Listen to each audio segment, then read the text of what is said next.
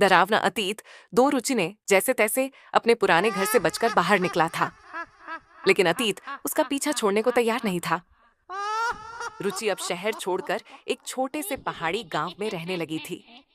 वहां उसने एक पुराना लेकिन सुंदर सा कॉटेज किराए पर लिया था। गांव शांत था, लोग मिलनसार थे, पर उस कॉटेज के पीछे की एक बात ने रुचि को परेशान कर दिया। स्थानीय लोग उसे शापित घर कहते थे। शुरू के कुछ दिन सामान्य रहे, पर फिर वही चीजें होने लगीं।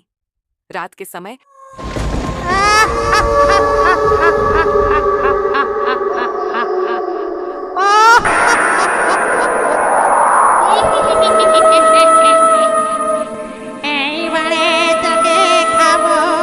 खटखट की आवाजें, बंद दरवाजों का अपने आप खुल जाना, और सबसे अजीब, एक परछाई जो सिर्फ आईने में दिखती थी।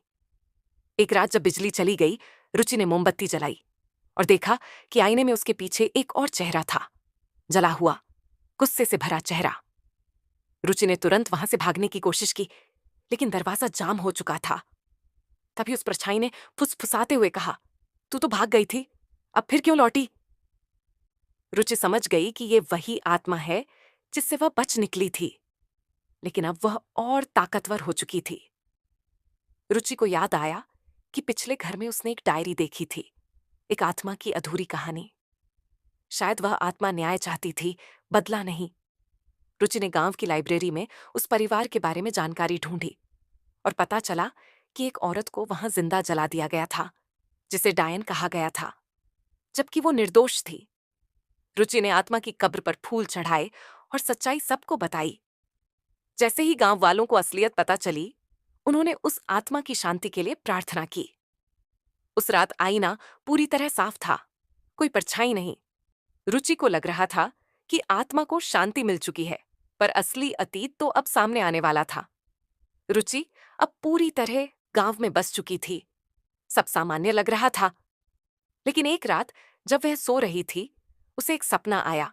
एक बच्चा एक कुएं के पास खड़ा था और कह रहा था, माँ, मुझे अभी भी न्याय नहीं मिला। सुबह उठकर उसने उस सपने को भूलने की कोशिश की, पर कुएं की बात दिमाग से नहीं गई। उसने गांव वालों से पूछा और धीरे धीरे सच्चाई सामने आई। उस औरत जिसकी आत्मा रुचि को पहले परेशान कर रही थी, का एक छोटा बेटा भी था, जिसे गांव वालों ने मार दिया था ताकि डायन की नस्ल न बचे। वह बच्चा अब एक और आत्मा बन चुका था, मासूम पर पीड़ा से भरा हुआ। रुचि ने उस पुराने कुएं को ढूंढा। वहां पहुंचते ही हवा ठंडी पड़ गई, पेड़ हिलने लगे और चारों तरफ अजीब सी सरसराहट गूंजने लगी।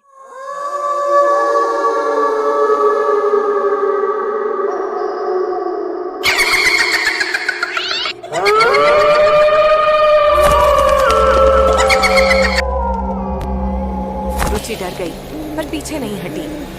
उसने उस आत्मा से कहा, मैं तुम्हें तुम्हारी मां से मिलवाने आई हूं।